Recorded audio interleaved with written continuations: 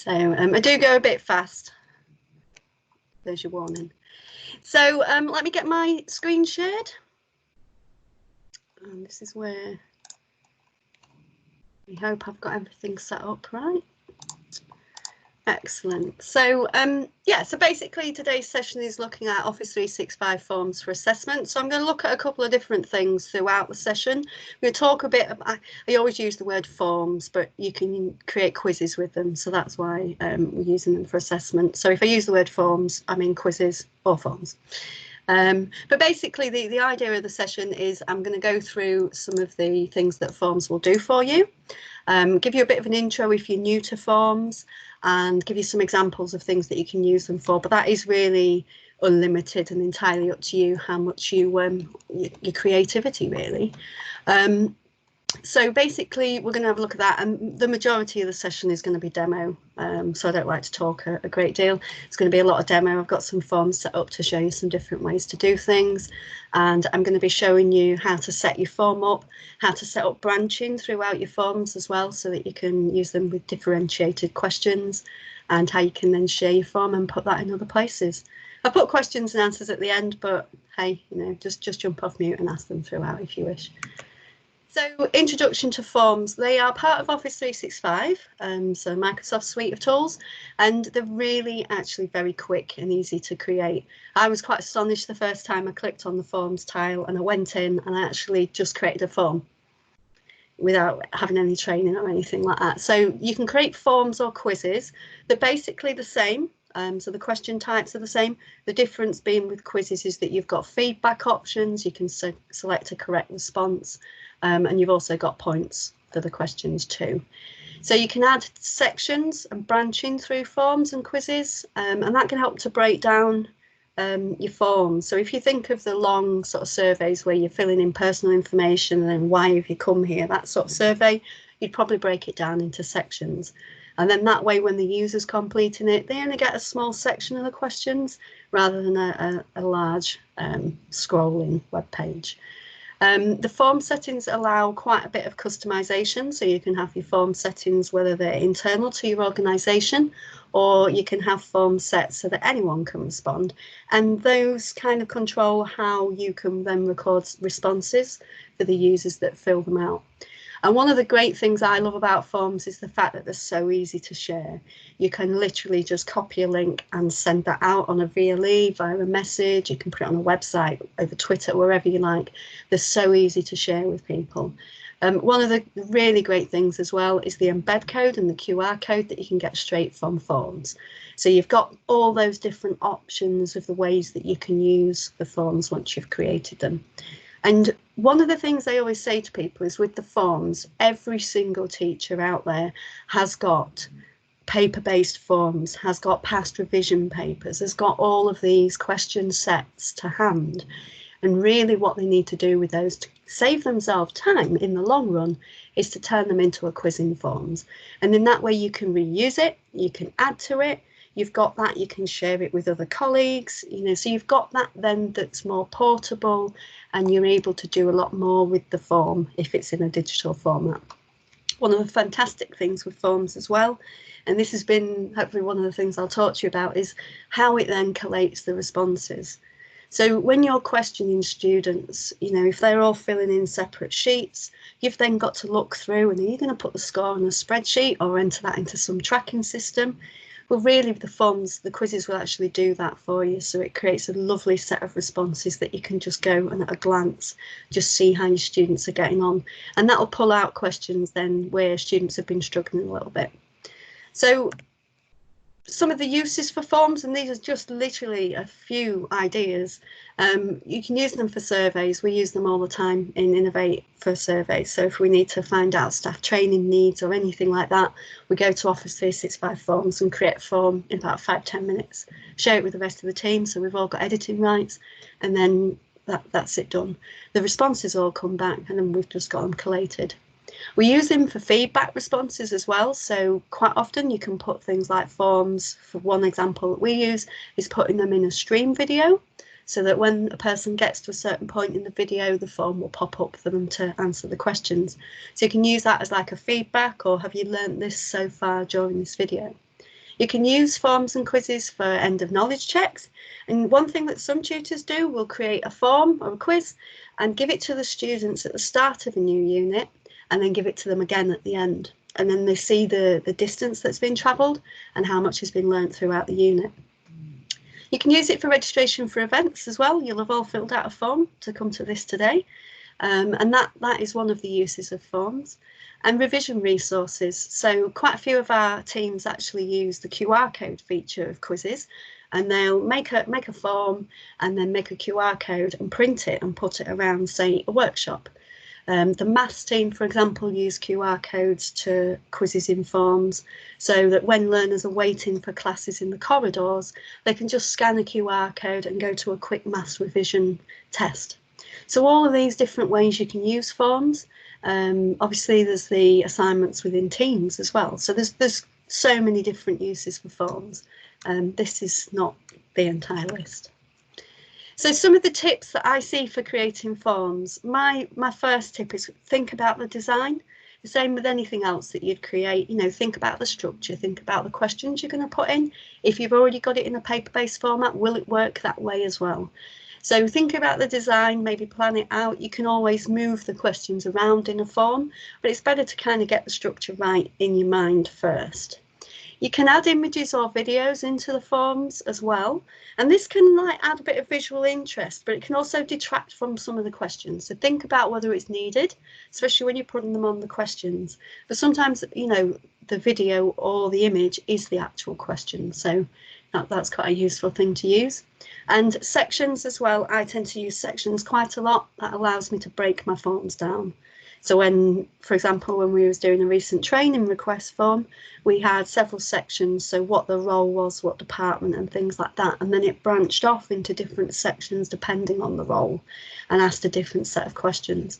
So you can use things like sections to just display a set amount of questions. And for live responses, I know this was one of the questions on the form that people filled out to come today. One of the questions was, how can you get live responses from a form?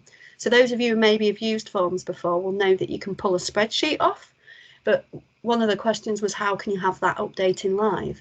And so you can actually do that if you create the form from Excel online. One thing though is I don't think you can actually create a quiz in that way. So that's just for forms. And that can be really good if you're wanting responses back and you want to see them in real time. So I think I've got a little example of that. So I'm going to find the link and pop it in the chat. This is just a little form that I've got for you to have a go at playing with. It shouldn't take you too long. Let me just get my link. You can scan the QR code up on the screen, or I'll pop the form link into the chat in the meeting there. So this is just an example for you that I wanted to show of the live responses. If anyone wants that QR code back, just let me know.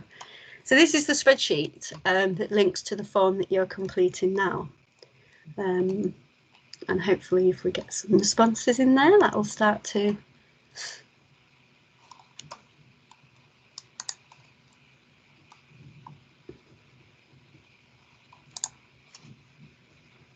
going a bit cute. Oh no, excellent. We have responses. So they all came through rather quick there, because you obviously, it's a short form, you're all doing it at the same time. But you can see there now that actually all your responses have come through in real time. And that's a really good way if you're working on something with a short time scale. So for example, if you've got registrations that need to be done by the end of the day, or you want people to register to enter a competition or something like that, then having it coming through live like that can be quite useful. It doesn't work with quizzes, but I just thought I'd show you that to start off with, because I think it's actually quite a useful feature, and something that not everybody always knows that it works that way. So there's the actual form that you've just filled out, and if I just refresh that, you'll see on there we've got the responses. So the difference when you create the forms from Excel first, the difference there is that you get the little open in Excel instead of, I think it says exactly the same, but it doesn't have the cloud icon on it. That would actually open the spreadsheet that I've got open in this other tab. So that's kind of linked to that spreadsheet permanently. And as people fill that out, then that's going to actually populate my spreadsheet. And it's really quite easy to do. Obviously, I can't do it from that spreadsheet. If I just pop into Excel, let's have a new blank workbook. And if you think about this, if you can have multiple worksheets in this workbook, so you could have the form responses coming through to one and then do some kind of data manipulation in another worksheet with it. So it can be quite useful. So on the insert menu in Excel Online, you've got the forms there, and you'll see that you've got the option to create a new form, and that basically creates it. And then you add your questions in, give it a name as you would normally. Obviously, it's picked up book 7 because I didn't name the spreadsheet, but you get the idea, and then that's just creating a form in the normal way. And then now that's linked to that spreadsheet. So quite a simple, quite straightforward thing, but actually really quite useful. So let's pop and have a look at an actual quiz in forms. Have we got any questions before I carry on?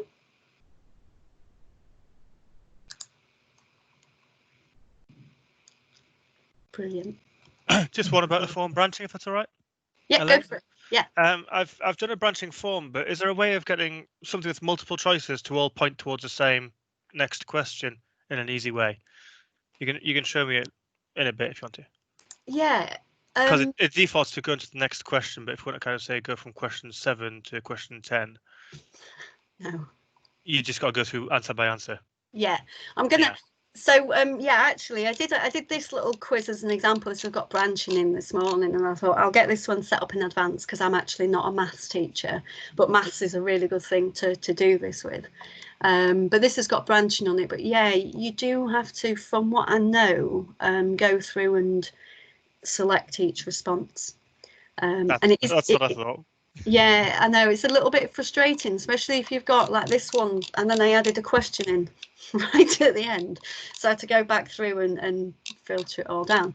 But I actually set this one up with different sections and different branching, and this one was a way that you to sort of show how you can, because one of the frustrations with me with quizzes in forms is if you want them to get all of the questions right, how do you get them, how do you use forms like that? It just gives them a score, doesn't it? So what I did on this one was actually set it up so that the branching, it's probably easier to show you rather than explain it. So if we look at the branching here, what I've actually done is on every single question, if they get the wrong answer, it goes right to the end section. So if they don't, as soon as they get a question wrong, they're taken to the end of the quiz. It's a bit of a competition style thing, so they have to get every question right in the quiz and then they get the name entered into a prize. But you can see I've kind of gone through and each one goes on to the next one or jumps onto the next section. But yeah, unfortunately I had to do those all manually. That's all I can say. Yeah, no, I just wasn't sure if I was doing something wrong because I ended up making up a next question, which was just a filler, and it just meant that I can move everything on to the next section. Yeah, no, no, it can be a little bit annoying. You can jump sections and things like that. It's then making sure that the order of the questions matters as well.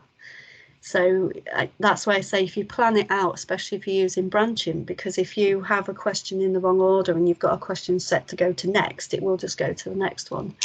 A bit like on my section at the end here. So really, I probably should have had these two sections the other way around. So I've got the fail message, if you like, at the end, and the well done, you've got them all right message here in different sections. And the branching I set up so that, if I just pop in again, the branching are just set up to go to the end of the form if they got it right, because when I tested it, it went through and it said, well done, you've got it right, and then it went better luck next time. So you can control your sections to jump through. But yeah, I still don't think that's doing quite what you want. But yeah, so thank you. No problem.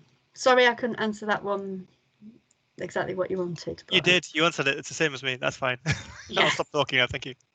That's okay. That's okay. So with quizzes, with that particular quiz there, I've actually used the maths feature within the quizzes. And you can actually use an equation editor to enter your equations in maths. So if there's any of you on the call that deal with maths, I think maybe one of you might. But I think the idea with the maths is you can actually have an actual answer to it. So it's a good thing to use with the quizzes because it has a right answer. One of the things with branching is that you have to have the ability to have an answer. So it doesn't work with all the question types, which I'll show you in a second. So it won't work with things like your Likert scales and things like that, although there is a Forms Pro. And although I don't have the Forms Pro, so I can't tell you exactly what's in it, but I do believe it's got further branching options in the Forms Pro, but of course that's not free. So yeah, so that's why I like the maths ones, because I think it's actually quite cool. Heather, I see you've got your hand up.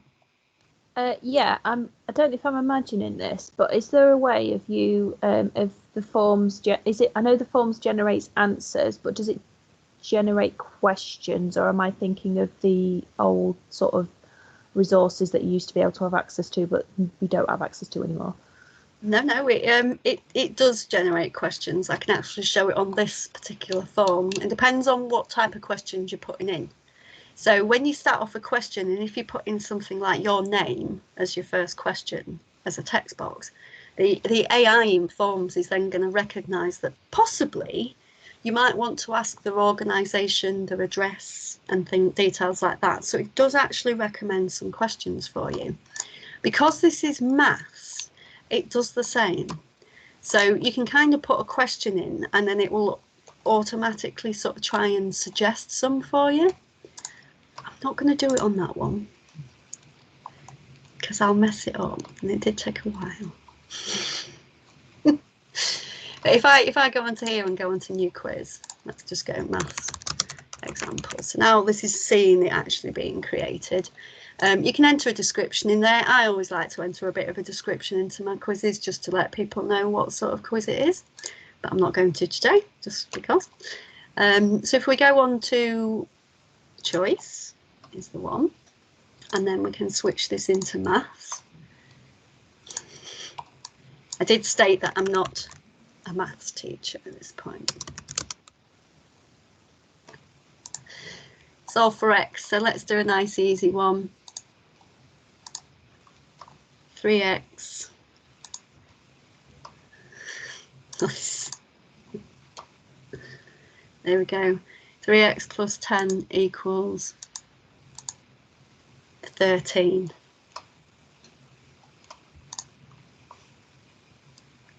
And so what it's done for me there is, because it's recognised that actually that can have a definite answer, it's suggested some results for me that I can just automatically click, and that's added in the answer options for me. So maths is a great example with quizzes really, because you can just literally do that. Now the great thing with it is when I go to add new, because it's seen the type of question, the type of maths that I've used in that previous question, it's actually now come along and said, here's some questions for you. So I can now go along and say, yeah, add them all in. So it's added those in. Any of you are familiar with the OneNote maths features, you'll be familiar with this because this is what that AI is doing as well, where it will generate a practice quiz for you or your students. So it's actually a really nice thing to do. If we put a different type in there,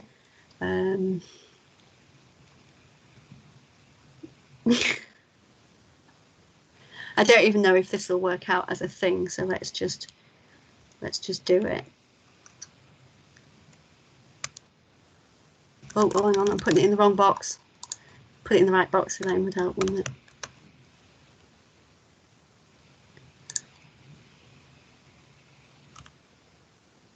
What does that equal, anyone?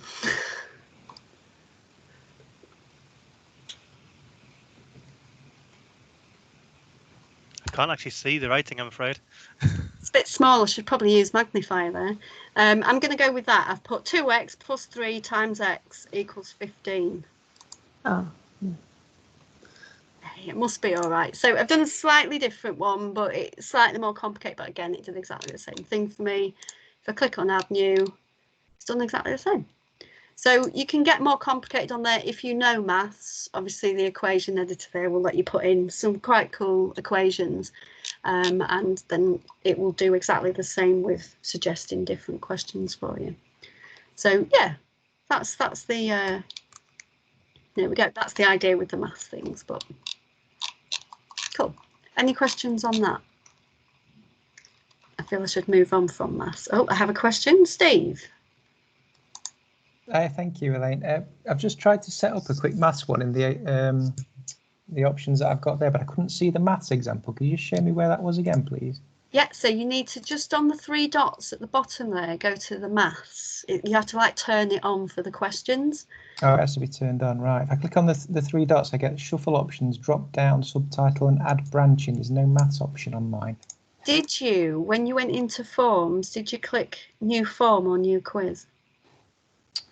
Good question. I've clicked on the wrong one, haven't I? I'm just guessing. I'm not 100%, but I have a feeling it's not in forms. Yeah, my bad.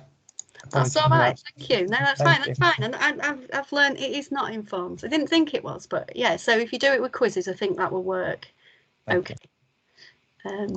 But yeah, so that's good. Fantastic. Have you found it? Yep, it's now there. Brilliant. I'll let you play around with that then. That's fantastic. So that's kind of the maths examples. I will, again, I know I keep saying it, but I will say I'm not a maths tutor, so I know some basic things. But if you do maths, then you'll be able to use this much better than me. So I'll just share a couple of things on this form before I move on. The themes up at the top there will let you choose a nice design for your form.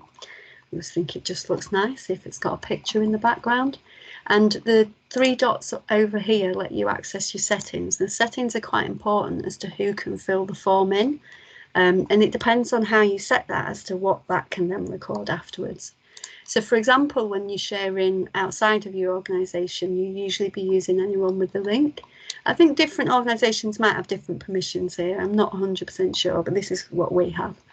And obviously, if anyone with a link, you can't then choose to record the person's name because they don't need to be signed in. So if you have it on only people in my organisation can respond, then it will let you record their name and it records the time and date stamp and everything like that. You can set a form to just have 1 response per person. So that example I was showing you a minute ago with this maths competition one, that was a 1 go one, so they only had 1 go. And then I actually had an end date on that one as well. Oh yes, because I was practicing it. Then I've got an end date on that as well, so it closes at that time, which then means no one can submit the responses afterwards. And I've even put a custom thank you message in there as well. So you can kind of really customize your forms. I like to have, for certain forms that I set up, I have them sending me an email. So I get an email every time there's a response on the form. So there's a lot of different things you can do in the settings, particularly useful though the start and end dates if you're using them within weekly pattern delivery or anything like that. So, and then obviously we've got the share options up at the top, and these are how you share to collect responses. So again, we've got the different options there on who you can get the responses from. You've got your link. You've got your QR code, so there's no need to go off to a QR generator or anything like that. You've just got it straight in your form. You've got your embed code there as well. And so that embed code can then be popped anywhere you like, really. The great thing with forms and Office 365 is the actual link itself. If you copy and paste that into a OneNote page, that's just going to embed. These embed really well in sways. So I create little challenges that our staff complete, and at the end there'll be a little quiz with a little code at the end to give them some points on the Mac. So quite useful. You can use different options within the share to make these available in lots of different places. You can share your forms as a template, so that can be quite useful to share with other staff in your own department if you want them to have a copy but not actually be on yours. And you can also share to collaborate. So we'll often use this with our team. One of us will create a form and then share that out with everyone else. I have a hand raised. George, hello. Hiya. Yeah, just you said about doing the codes for the Mac for getting credit on there. Do you need to set that up as like a personal account, or is it something which Forms does by itself? Now the codes for the Mac are from the MIE trainer tracker. So okay. As an MIE trainer, I can register sessions and then give out codes to people. Got you. So that's something separate, but I tie it all in together. You see, this is what I do with our staff development. So everything that I do, I've got a link that I'll pop in the chat at the moment that'll take you to the MEC, and there's some resources on there about using assessment in remote learning. So there's little things like that. I try and tie everything in, but using the thank you message in the form is a really good way of giving those codes out to people, because then, especially if I'm doing it within the organisation, I've got a log of who did it, I know when they did it, and then I know that they've redeemed my code as well. So it's just for tracking for things. That's great, thank you. No problem. So that's my very complicated quiz. I don't want to mess that one up. Where's my other one? This is the one I was playing around with. So we'll add some more question types in here, and then I'm going to go on and look at a couple more things and see if I've got any more questions. But yeah, so the different types of question types, I've not really shown you those. I've only really shown you the multiple choice at this point. The reason why I tend to try and use multiple choice in quizzes is because it will grade and it will give them feedback. So if you've put feedback into the responses, it's going to give the students that feedback. So even if they're getting the wrong answers and you've put really good feedback in there, they're going to learn even when they're getting the answers wrong. So it's just, you know, building up that learning experience within your forms. You got the different types of questions that you can use. Again, not all of them can be used with branching. So you've got your choice, your text, your ratings and your dates, fairly self-explanatory of what they are. Your rankings allows people to move things up and down, rank them in order of which they prefer. Your liker is kind of like a how strongly do you feel about this particular thing? You know, not very strongly, or very, very strongly. So that's that sort of thing. And one of the great features with the forms and quizzes is a file upload feature. So we use that for tracking CPD, and people can upload their PDFs to our forms. And the Net Promoter Score, I don't tend to use that often. It's just something I'm not particularly familiar with. But we can have a look at that in the session if you like. And the sections at the bottom there are what I tend to use to split the forms out. So I'm just going to pop another section in. One thing I've not pointed out to you so far is how you can insert your media. So when you've got your sections and your titles and things like that, you can add in image or video. And you could do this on the questions as well. So when you pull your images up, it's going to bring up like a Bing image search, and doing there. Let's go for that one. One of the great things for these images as well, as with most of the searches through the Office suite, is Creative Commons license images, so you know you're okay to use them. So we can pop that on there. Just adds a little bit more interest onto the form. She says. Until it decides it doesn't want to show it. Let's try a different one, shall we? Anyway, so while that's thinking about putting the image on there, that's good. So I'm just going to add in your text questions. You'll see the different options you've got for your text questions on here. You can add a correct answer in for text questions, unless you go into a long answer. I've got a form set up that I'll show you in a second with the long answers set up. So I'll come back to this in a second. Is the colour.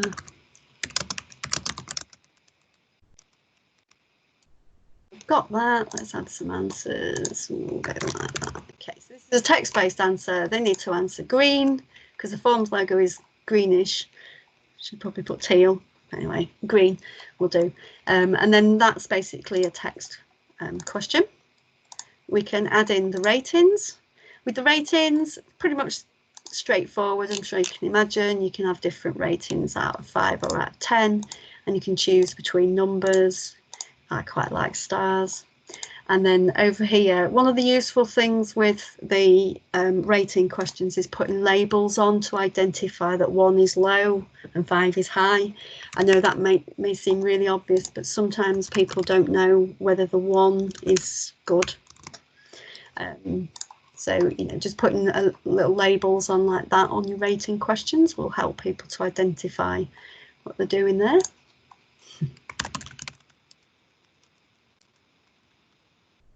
There you go. So if you put a question in, and then obviously the date.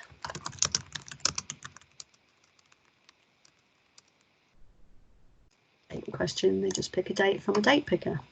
So they're some of the more common ones. Ranking, obviously. Rank these in your really bad English.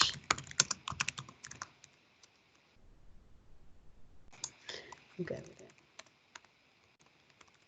One thing to note as well, if you've got multiple choice quizzes in like a Word document or something like that, you can actually select like A, B, C and D, the whole answer options, and paste them into the options and it'll work it out, which is quite useful. I'll just go with that. So there we go. So we've got some different types of questions in there, but one of the things, as I was mentioning earlier with your things like your branching, is the branching won't work on these types of questions. So you only really get the next option with that. So just that's where you need to start to think about your design and things like that. Okay, any questions so far? Or any more questions? Superb. I'm saying superb because I can see Heather just going, no, I'm fine. I'm all good. It's all good. So the text question, so just showed you a short answer text question there.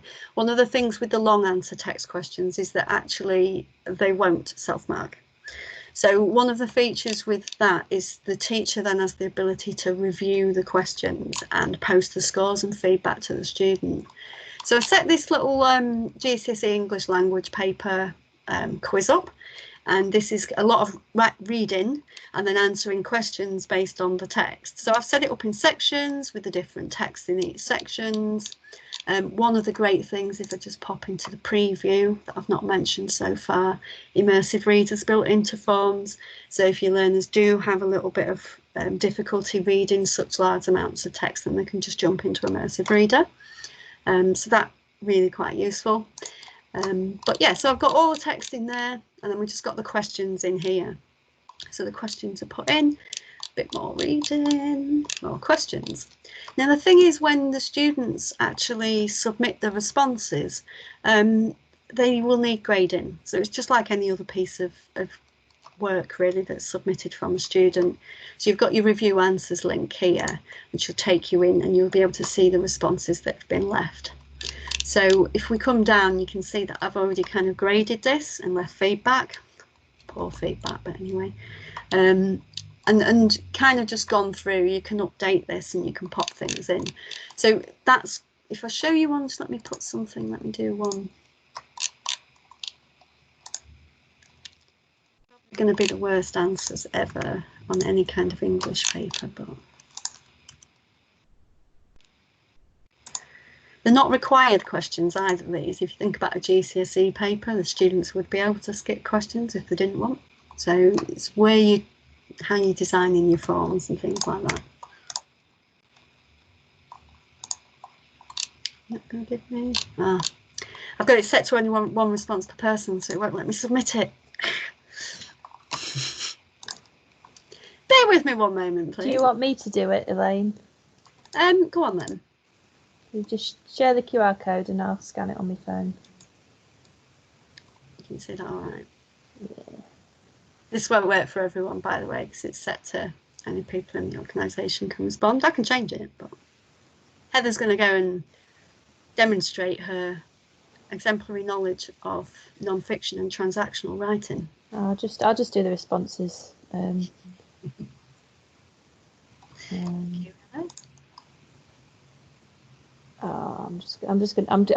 gonna be lame and just put response 1, response 2. Do that. So that you can just, so you can.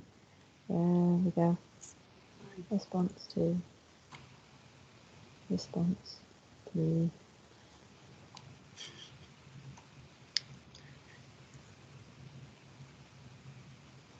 So you can see.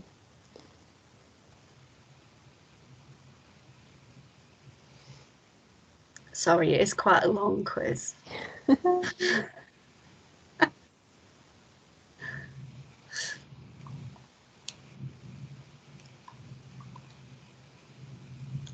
George, hello. While we're just getting that response in. Yeah, just a random question. It's not really directly related.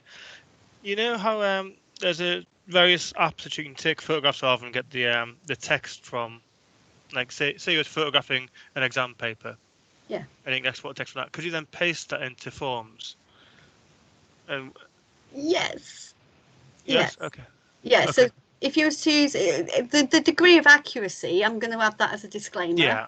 But yeah, in theory, Office Lens, for example, would let you. Oh, it's all right. I was just saying it's done. Thank you. Yeah. No, Office Lens would let you scan as long as you save it to a Word document in your OneDrive. It'll OCR the text, and then you've got that text there that you can then copy paste out into any application.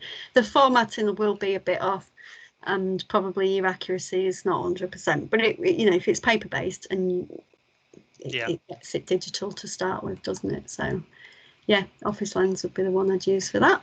Lovely, thanks. No problem. So yeah, I have got a response. Another student has responded to my revision paper. So I can now come along and I can see which students have responded, and I can see that Heather there has put a nice little response in, and at the minute she's got no points.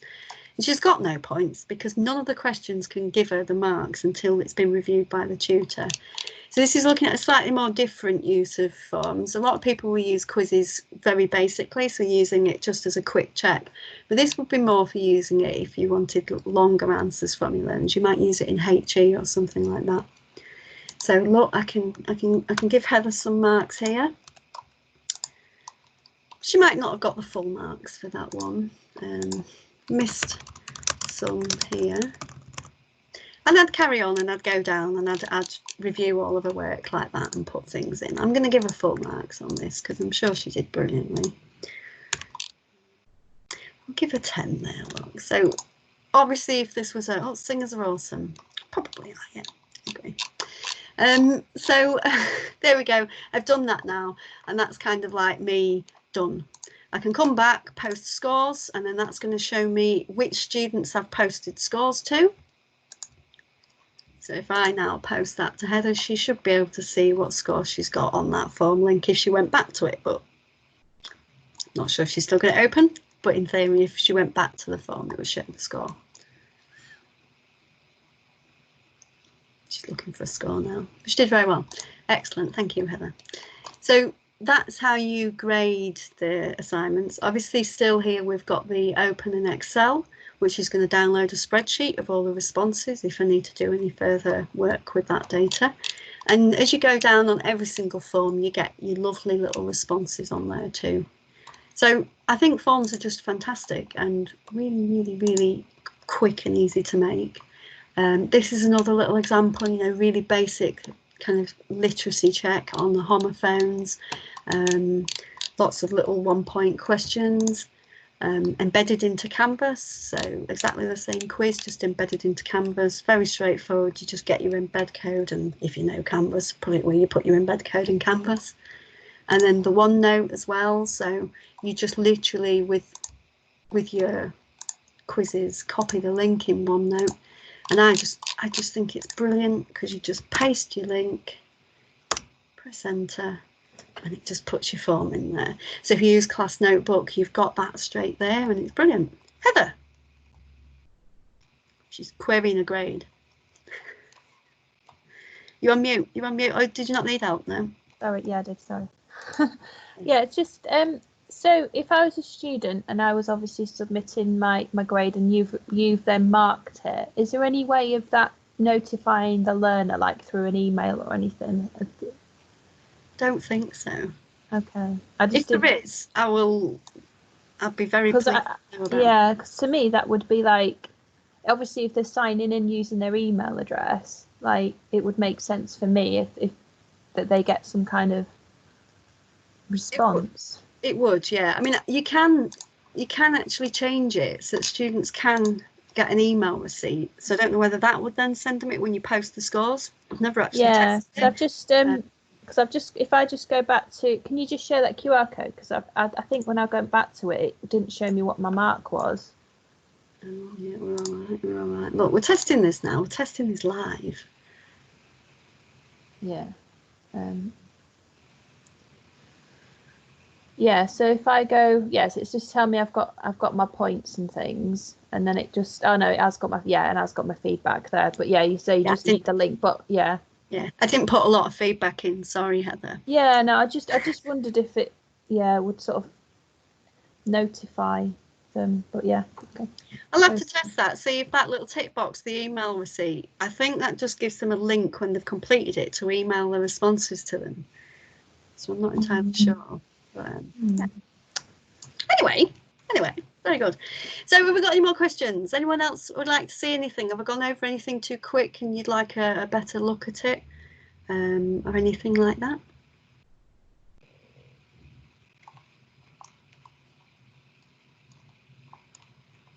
Super. Silence is golden, I'll assume. Fantastic. So I'll stop the recording there, and if anyone does want to ask any questions once we've